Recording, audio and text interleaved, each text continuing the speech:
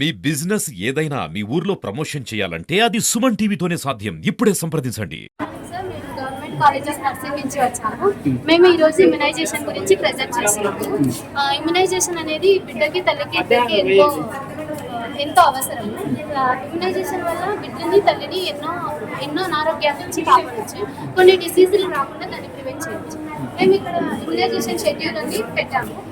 Immunisation తల్లికి ఎంత అవసరమో బిడ్డకు కూడా అంతే అవసరము. ఇది చాలా అవసరం. ఇది వేయించుకోవడం వల్ల మనము చాలా డిసీజెస్ని ప్రివెంట్ చేయవచ్చు. తర్వాత మేము ఇక్కడ ఏం చెప్పామంటే వ్యాక్సిన్స్ ఎలా స్టోర్ చేయాలి, తర్వాత వ్యాక్సిన్స్ని ఎలా క్యారీ చేయాలి, తర్వాత వచ్చి వ్యాక్సిన్స్ ఎలా ఇవ్వాలి అని ప్రిపేర్ చేస్తాం. తర్వాత మరి వచ్చేసి ఇక్కడ వ్యాక్సిన్స్ ఎన్ని టైప్స్ ఎలా వాళ్ళు యూజ్ చేసుకోవడం ఎలాగా, అలాగే ఈ ఎన్ని టైప్ ఆఫ్స్ ఉన్నాయి, ఏమేమి డోస్ వేస్తారు, అలాంటి అవగాహన కోసం ఇక్కడ డెమో 0 డోస్ ఉంటే మీకు ఎన్ని డోస్ పెట్టారు. మనము అంటుంటాము మేనరికం అని అంటుంటాము. ఆ మేనరికం గురించి కొంతమంది పల్లెటూరు అంటుంటారు, ఇలాంటి పెళ్లి చేసుకున్నాము మాకు ఇలా వచ్చింది, కొన్ని ఏదైనా బేబీ కానీ ఏదైనా సైడ్ ఎఫెక్ట్ కొంతమంది అడుగుతుంటారు. అలాంటి ఎఫెక్ట్ అంటే ఏం చేయాలనే దానికోసం మెడికల్ కాలేజ్ నర్సింగ్ వాళ్ళు ఇక్కడ మన దగ్గర ఉన్నారు. వాళ్ళు దాని గురించి పూర్తిగా వివరిస్తారు. ఒక్కసారి వాళ్ళని అడిగి తెలుసుకుంటారు. నమస్కారం.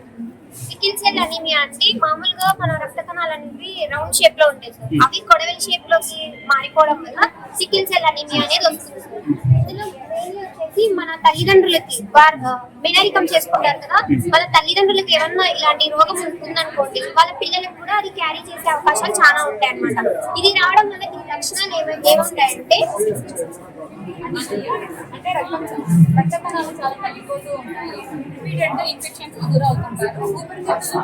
ఊపిరితిత్తుల సమస్యలు అనేది ఎక్కువగా ఉంటుంటాయి. కంటి ప్రాబ్లమ్స్ ఉంటాయి.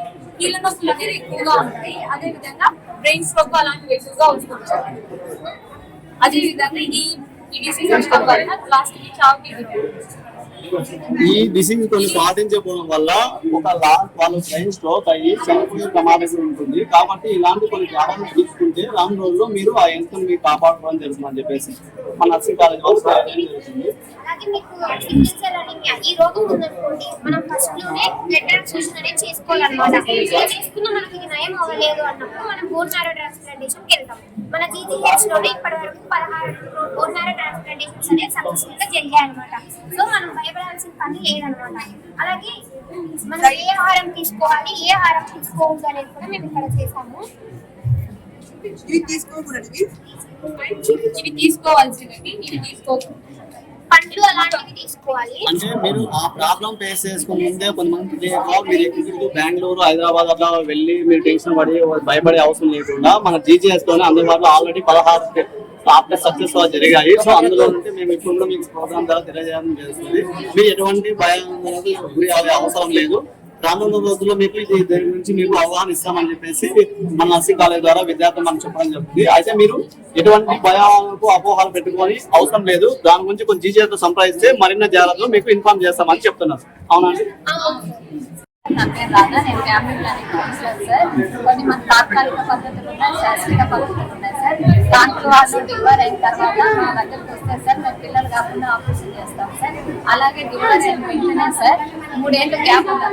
బిడ్డకి గ్యాప్ ఉండడానికి వచ్చేసి సార్ 5 years గ్యాప్ ఉండడానికి ఇది ప్రాపర్టీ అనేసి చేస్తాం సార్. 375 ఉన్నాయి, 380 ఉన్నాయి సార్. 380 మీరు ఏం చెప్తున్నారంటే ఒకసారి బేబీ డెలివరీ తర్వాత మినిమం ప్రతి ఒక్కరికి హెల్తీగా ఉండాలంటే ఎవరైతే డెలివరీ హెల్తీగా ఉండాలంటే మినిమం 3 సంవత్సరాలు 3 years కంపల్సరీగా గ్యాప్ తీసుకుంటే వాళ్ళు రాను రోజుల్లో మరో బిడ్డకి జన్మనివ్వడానికి ఆరోగ్యంగా ఉంటుందని చెప్తున్నారు. తల్లి ఆరోగ్యంగా ఉంటారు, బేబీ కూడా పాలు 2 years వరకు కంటిన్యూ కదా ఆరోగ్యంగా ఉంటుంది సార్. లేకపోతే గర్భసంచి క్యాన్సర్ వచ్చే అవకాశాలు ఉన్నాయని నేను చెప్తాను. కొంతమంది ఎటువంటి అవగాహన లేకుండా ఏదో ఒక 1 year కూడా గ్యాప్ లేకుండా విత్ ఇన్ 1 year లోనే మరీ సేమ్ కూడా కంటిన్యూ చేయడం జరుగుతుంది. సెకండ్ ప్రెగ్నెన్సీ చేస్తుంటారు. సో అలాంటి ప్రయత్నం చేయకోకుండా మినిమం 3 years గ్యాప్ తీసుకోవడం వల్ల డాక్టర్ సలహా కొరకు మినిమం 3 years తీసుకుంటే మంచిదని చెప్తున్నారు. తాత్కాలిక పద్ధతులు ఉన్నాయి సార్. డెలివరీ అయిన వెంటనే మేము కాన్పుల వాటిలో వేస్తాం సార్. ఇది నెక్స్ట్ వచ్చేసి మా దగ్గర క్లినిక్స్ వచ్చేసి 3 months నుంచి ఆంధ్ర ఇంజెక్షన్ అనేది కొత్తగా వచ్చింది సార్. ఇది మనం డెలివరీ అయిన 6 వారాల తర్వాత వేసుకోవచ్చు. మళ్ళీ 1.5 నెలల తర్వాత వచ్చినప్పుడు మేము వేస్తాము. ఈ ఇంజెక్షన్ వచ్చేసి 3 months వరకు ఉపయోగపడుతుంది సార్.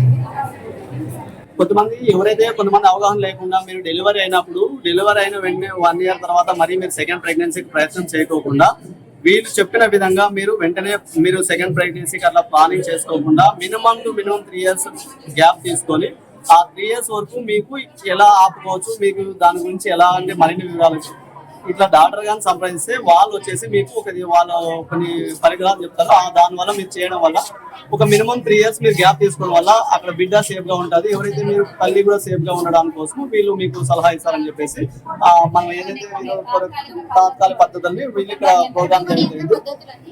ఇలాంటి పద్ధతుల్ని మన ఎంపీ సార్ గారి ద్వారా ఈ రోజు ప్రోగ్రామ్ చేయడం జరిగింది. కాబట్టి రానున్న వారం పెద్ద కూడా అవగాహన లేకున్నప్పుడు మరిన్ని వివరాలకు కొద్దిగా డాక్టర్ గారిని సంపాదించి ఇలాంటి సదుపాయాలు పాటిస్తే బిడ్డకు తల్లికి ఎటువంటి ప్రమాదం ఉండదని చెప్పేసి ఎవరైతే మీరు సోషల్ మీడియాలో పెద్ద ఒక్కరు చూస్తున్నారో ఆ సోషల్ మీడియా ద్వారా కూడా మీరు కొన్ని అవగాహన ద్వారా దీన్ని తెలుసుకుంటారు. కాబట్టి అది కూడా మీరు సోషల్ మీడియాలో కూడా ప్రోగ్రామ్ చేశారు. అందులో కూడా కొన్ని నివారించుకోవడం జరుగుతుందని చెప్పి